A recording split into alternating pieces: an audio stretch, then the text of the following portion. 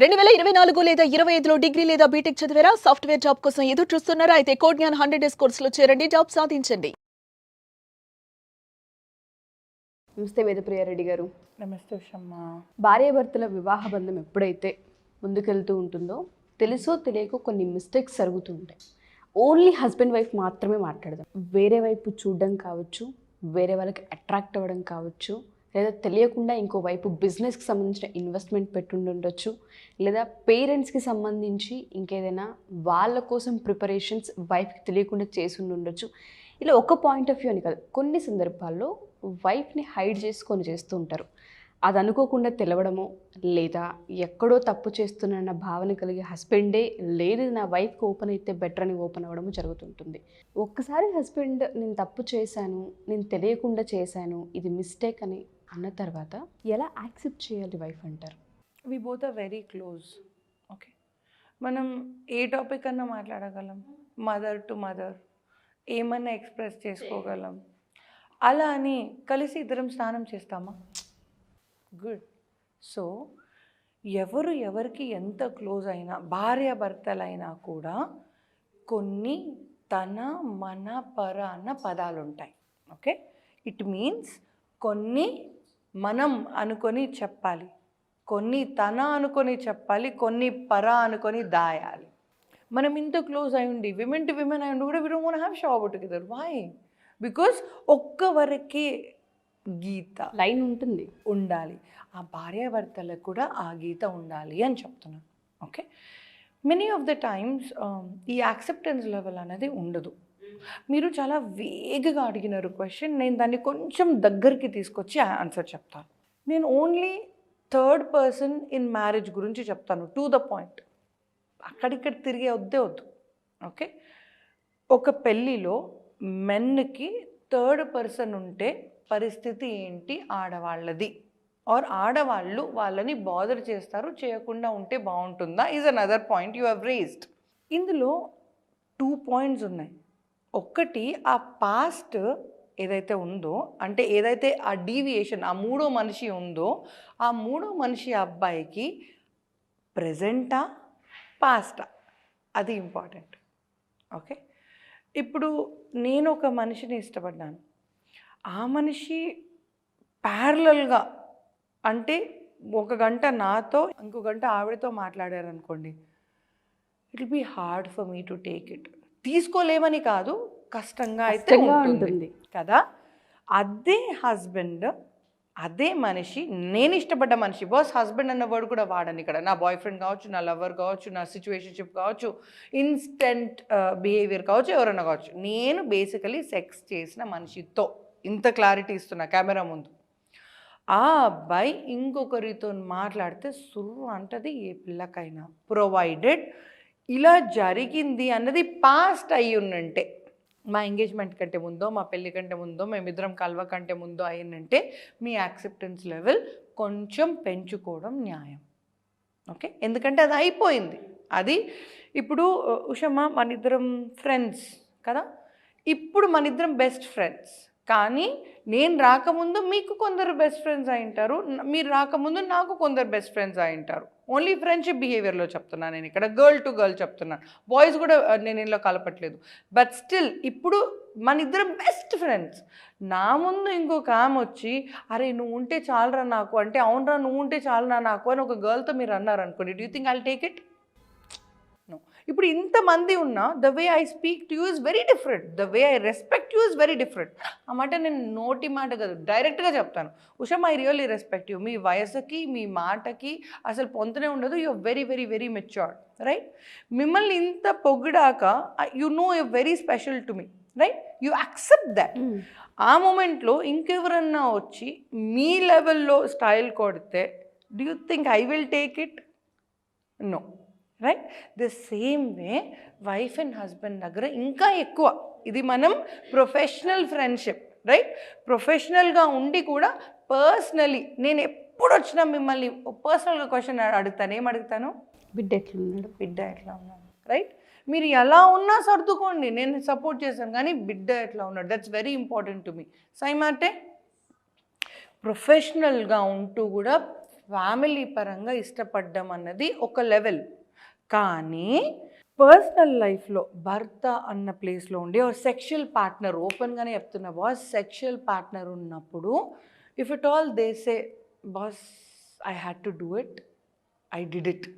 ఒక అబ్బాయి వచ్చి చెప్పారనుకోండి, మళ్ళీ చెప్తాను, ఆ పిల్ల నచ్చిందా, ఆ పిల్ల నేను చేయొద్దనుకున్నానా, ఇక స్టోరీ అంతా వద్దు, చేసినా అయిపోయింది. ఓకే, బాయ్స్ చెప్పడానికి కూడా చాలా ఇబ్బంది పడతారు. Girls you have to understand. Okay, తనకి ఎంతో గిల్ట్ ఉంటే తప్ప ఇక్కడ వరకు రాదు.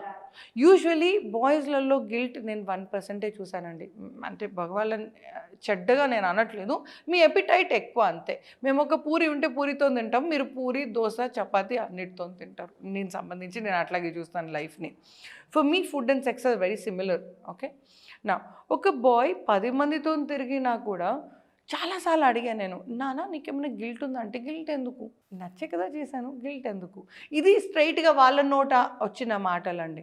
ఓకే, విమెన్కి హస్బెండ్ ఉండి ఆర్ బాయ్ ఫ్రెండ్ ఉండి, హస్బెండ్ చాలా ఎక్కువ అండి, బాయ్ ఫ్రెండ్ ఉన్నా కూడా, ఒక లవర్ ఉన్నా కూడా, ఇన్స్టెంట్గా ఒక ఫీలింగ్ వచ్చిన, వన్ నైట్ స్టాండ్ ఏ బిహేవియర్లో ఉన్నా కూడా ఇంకొకరితోని ఆ ఫీల్ వచ్చినా కూడా ఎంత పాపం చేసినామో అన్న ఫీలింగ్ మనకు ఎక్కువ ఉంటుంది, గిల్ట్ ఎక్కువ ఉంటుంది. కానీ నిజం చెప్తున్నానండి, స్క్రీన్లో ఒక హీరో చూస్తే ఆడవాళ్ళకి ఆయన హీరోలాగే కనిపిస్తాడు, పెళ్ళి చేసుకున్నా చేసుకోకపోయినా ఆ క్షణానికి ఆ అబ్బాయి బాగా అనిపిస్తాడు. కానీ ఆడవాళ్ళకి తనతో సెక్స్ చేస్తున్నంతగా ఇమాజినేషన్ మాకు లేదు, అంత కళా పోషణం మాకు రాలేదు టు బి ఫ్రాంక్. కానీ మెన్ అట్లా కాదు, ఒక ఫోటో చూపిస్తే మీరు డ్యూయట్ వేసేసుకుంటారు, ఇద్దరు పిల్లలకి తండ్రి కూడా అయిపోతారు. సో మీకు అది పుట్టుకతో వచ్చిన విద్య, మాకు రాలేదు. At least many of them do not know. నాకు మ్యారేజ్ అయిపోయి ఇన్ని ఇయర్స్ అయిపోయింది బాస్, ఒక ఫోటో ఇచ్చి వీళ్ళని అమేజిన్ చేయగలరా అంటే నేను చేయలేను బాస్. నాకు చాలా ఇష్టం ఆక్వామ్యాన్ అంటే, పడి చచ్చిపోతాను నేను. ఆక్వామ్యాన్తో నువ్వు చేయగలవా వేద అంటే నేను చేయలేను. I don't have that feeling for him. ఒక మనిషిని మనం ఇష్టపడడం వేరు, సెక్షువల్గా సెడ్యూస్ చేయాలి అనుకొని చేస్తున్నా అని మనకు మనం హిప్నోటైజ్ చేసినా కూడా రాని కళ అది మనకి. ఓకే, ఇది biological fact of a girl and a boy.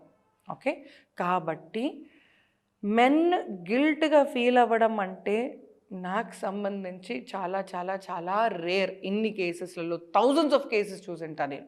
Okay, ఆ గిల్ట్ అన్నది వాళ్లకు ఉండి భార్య దగ్గరకో లవర్ దగ్గరకో వచ్చి ఇలా అయిపోయింది పాప అని చెప్తే మాత్రం యాక్సెప్ట్ చేయడం only 1% of the story. Accept ఎప్పుడు చేయండి అంటే, యాక్సెప్ట్ చేసి ఆ టాపిక్ మళ్ళీ ఎప్పుడు తీసుకురాకుండా ఉండే దమ్ము మీకుంటే యాక్సెప్ట్ చేయండి, లేదు యాక్సెప్ట్ చేయకండి. లేదు మీరు ఇంకొకరిని కలిశారు ఆర్ కలవడానికి మీరు వెళ్ళారు అంటే you wanted another person. If you wanted another person, I don't want to be with you. ఈ ఆలోచన మీదైతే జస్ట్ మూవ్ ఆన్. మంచి హ్యాపీ మూమెంట్స్ ఉంటాయి అప్పటికి కూడా వాళ్ళ బాండింగ్లో. అలా కాకుండా ఉషమ్మ మీరన్నట్టుగానే నువ్వు ఇలా చేసావా, నువ్వు అలా చేసావా, ఆమెతో మన స్పెషల్ మూమెంట్స్ కూడా అలా చేసావా, అండ్ మొన్న యానిమల్ మూవీలో కూడా స్పెసిఫిక్గా అడుగుతుంది, నువ్వు ఇలా కిస్ పెట్టావా, నీ కిస్ చాలా ఇంపార్టెంట్ కదా. సెక్షువల్ బిహేవియర్లో యూ హ్యావ్ టు అండర్స్టాండ్, మనకంటూ ఒక శైలి ఉంటుంది యాజ్ అ కపుల్. ఓకే, ఒక బాయ్ 100 మంది చేసినా కూడా 100 మందితో పెట్టే కిస్ చాలా డిఫరెంట్, ఒక్కొక్కరికి ఒక్కొక్కలాగా పెడతారు వాళ్ళు. Okay, it's not a skill, I should say that's how their brain works, that's how their thought process works from a psychologist point of view. Okay, కాబట్టి ఒకవేళ అబ్బాయి మీకొచ్చి ఐఎమ్ సో సారీ పాప ఇలా జరిగింది కానీ ఇంకో టైం జరగకుండా చూసుకుంటా అంటున్నాడా, అదొకసారి చూసుకోండి. లేదా నేను తనని ఇంకా నీతో పాటే మెయింటైన్ చేయాలనుకుంటున్నానా, ఇవి రెండు చాలా క్లియర్గా చెప్పమనండి. ఓకే, చేసావు దట్స్ ఆల్ రైట్. నువ్వు తనని నన్ను ప్యారలల్గా మెయింటైన్ చేయాలనుకుంటున్నావా, ఆ క్లారిటీ అడగండి. ఎందుకంటే నేను చాలామంది పెళ్ళిళ్ళలో చూశాను, 2 wives 3 wives, howsoever man. ఒకవేళ అలా ఉంటే ఆ వైఫ్స్ వాళ్ళ యాక్సెప్టెన్స్ లెవెల్ హై ఉండింది. ఈ కాలంలో మనకు అంత లేదు బాస్, నిజం చెప్తున్నా. నానమ్మలు దానికంటే ముందు తంతలలో వెనుక తిరిగి చూస్తే 7 జనరేషన్స్లో వాళ్ళకి నలుగురితో తిరిగిన వాళ్ళు అలవాటు ఉంది అండ్ విమెన్ యాక్సెప్ట్ చేసినారు. ఇప్పుడు ఈ జనరేషన్లో మనం యాక్సెప్ట్ చెయ్యట్లేదు, యాక్సెప్ట్ చెయ్యాలనిపించట్లేదు. ఓపెన్గా చెప్తున్నానండి, నువ్వు పోతే బయటకి నేను కూడా పోతా అన్న మొమెంటంలో ఉన్నాం, రైట్? ఆకలి నీకెంతుందో నాకంతే ఉంది అన్న మూమెంట్ ఉంది. అది తప్ప ఒప్ప అది నేను చెప్పను, అది ఎవరి ఆకలి వాళ్ళది, రైట్? మీకు ఎంత ఆకలి అవుతుంది దాన్ని బట్టి మీరు వడ్డించుకోండి, తినండి. I don't want to talk about it, okay?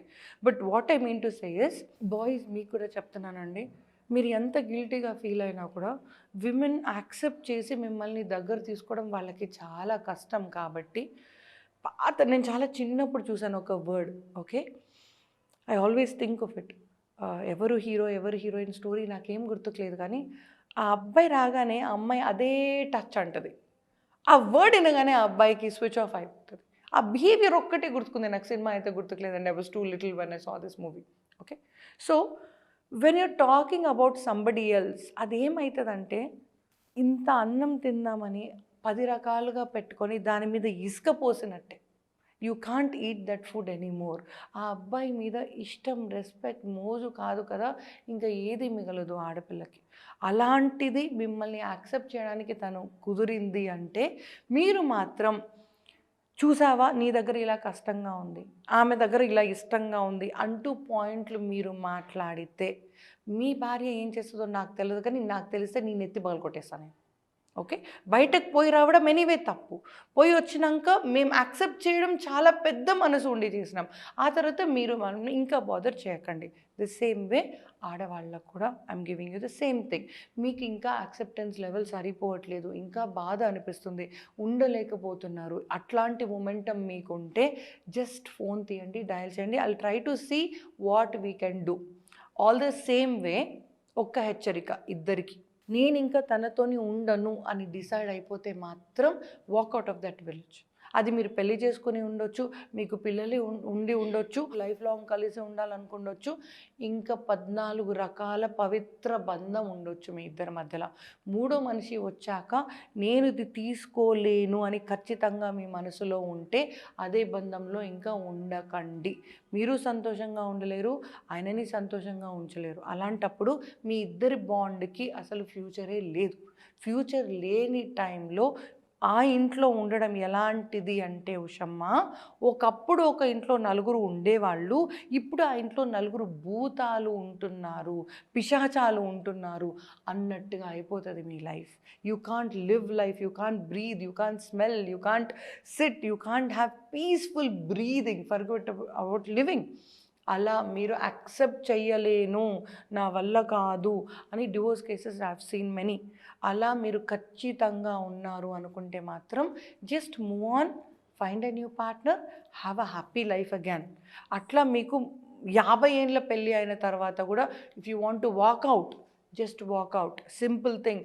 కోవిడ్లో మీరు ఇంకా చనిపోలేదు, ఇంకా ఇక్కడ నిలబడి నా మాట వింటున్నారు అంటే ఇంకా ఏదో నలుగురికి మంచి చేస్తారన్న నమ్మకంతోనే నారాయణుడు మిమ్మల్ని ఇక్కడ పెట్టారు. సో ప్రేమ పెళ్ళి అన్నది ఒక్క ఫోల్డర్ ఆఫ్ లైఫ్. నలుగురి కోసం బతికితే అది నారాయణుడికి ఇష్టమైన జీవితం, అది చేయండి. మిగతావన్నీ immaterial in life. Thank you so much madam. Acceptancy అనేది చాలా పెద్ద మ్యాటర్ ఆడపిల్లలకి. వన్స్ యాక్సెప్ట్ చేసిన తర్వాత ఇద్దరిలోనూ బిహేవియర్ పరంగా మనం చూసుకుంటే, మీరు అమ్మాయి పాయింట్ ఆఫ్ వ్యూ కూడా చెప్పారు, ఏది గుచ్చి అడిగి ఇబ్బంది పెట్టకూడదు, యాక్సెప్ట్ చేస్తే చేసినట్టే ఉండాలి, అండ్ ఆయనని బయటికి తీసుకొచ్చే ప్రయత్నం కూడా చేయాలి, కానీ ఇంకెక్కువ గిల్ట్ ఫీల్ అయ్యేలా ఎప్పుడూ చేయకూడదు, అదొకటి. అండ్ మీరు హస్బెండ్ వైఫ్ కూడా చెప్పారు, పాత జ్ఞాపకాలు ఏవైతే ఉంటో కంపేర్ చేయడం అది కూడా చేయకూడదు. సో ఎవరైనా సరే ఇటువంటి సిచ్యుయేషన్స్లో ఉన్న వాళ్ళకి 1-2 సార్లు కూర్చొని మాట్లాడుకొని 1-2 సార్లు మన ఎపిసోడ్ చూస్తే ఒక క్లారిటీ వచ్చే అవకాశం, ఛాన్స్ 2 ఉంటాయి. థ్యాంక్ యూ సో మచ్ వేద. సుమన్ టీవీలో మీ పర్సనల్ అండ్ బిజినెస్ ప్రమోషన్స్ కోసం కింది నెంబర్కి కాంటాక్ట్ చేయండి.